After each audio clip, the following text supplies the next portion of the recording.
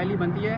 Opposition کا right ہے opposition کرنا, احتجاج کرنا اور کراس کوشچنز کرنا. ہم نے وہ کیا ہے جو پرنسس کو برا لگا ہے اور انہوں نے یہ ایکشن لیا. کل کی کور کمیٹی کا کیا فیصلہ نکلا؟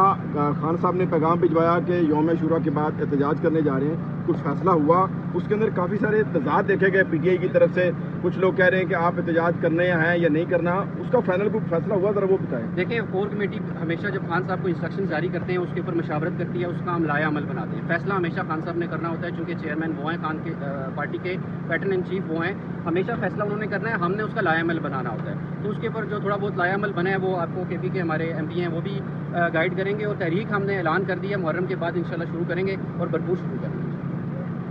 کل پارلیمنٹری کے پی ہاؤس میں پارلیمنٹری پارٹی کا جس میں پورے پاکستان سے ہمارے پارلیمنٹرین آئے تھے, وہاں پہ 10 محرم کے بعد انشاءاللہ جو خان صاحب کی انسٹرکشن ہے اس پہ بات ہوئی اور کافی تجویز آئی اس پہ تمام پارلیمنٹرین سر جوڑ کر سی ایم کے پی صاحب نے.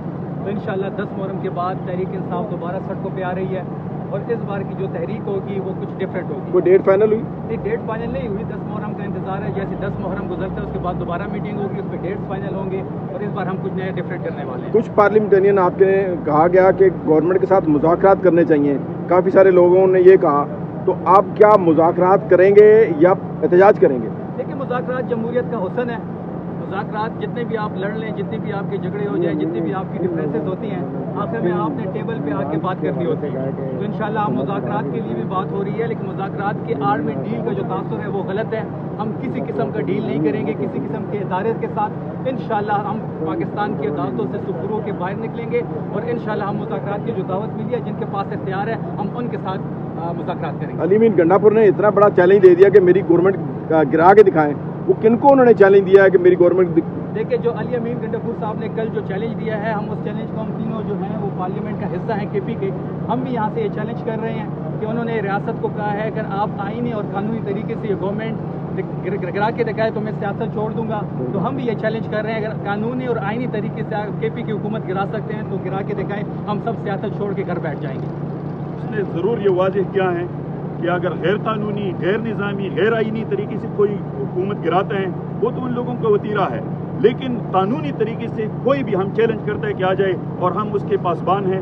کے پی سی ایم صاحب, ایک بات پہ میں پرزور مذمت بھی کرتا ہوں کہ ایک وزیر اعلیٰ, ایک صوبے کے وزیر اعلیٰ ہونے کے ناطے اگر وہ ادھر آتے ہیں تو ادھر اس کو بھی ناکے پہ رکواتے ہیں اور ادھر اس کا ملاقات نہیں کرواتے ہیں. تو یہ ملک کون سی طرف جا رہا ہے؟ یہ فارورڈ بلاک کی خبریں چل رہی ہیں, یہ بالکل منگڑت, غلط, دروغگوئی, بالکل اس میں کوئی حقیقت نہیں ہے. خان کی صفائی ایک بات ہے ہماری پارٹی میں کہ جو بھی بات ہوتے ہیں منہ پہ بولتے ہیں, لیکن پیچھے ہماری پارٹی میں یہ نہیں ہوتے کہ وہ اپنی حکومت کے خلاف کوئی بولے. فارورڈ بلاک کا بالکل کوئی نام ہی نہیں ہے. جو فارورڈ بلاک کی بات ہو رہی ہے جو 3 دنوں سے میڈیا پہ چل رہا ہے, فارورڈ بلاک اگر کوئی جانا بھی چاہتا ہے یا کوئی بنانا چاہتا ہے تو اس کو پرویز خٹک کا جو ہے حشر وہ ذہن میں رکھنا چاہیے. کے پی کے جو ہے وہ عمران خان کا گڑھ ہے, قلعہ ہے.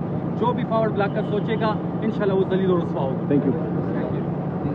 کہ اگر آپ نواز شریف صاحب کی اور زرداری صاحب جب وہ جیل میں تھے ان کا ریکارڈ اٹھائے تو ایک دن میں ان سے 120 لوگوں کی ملاقات ہوتی تھی.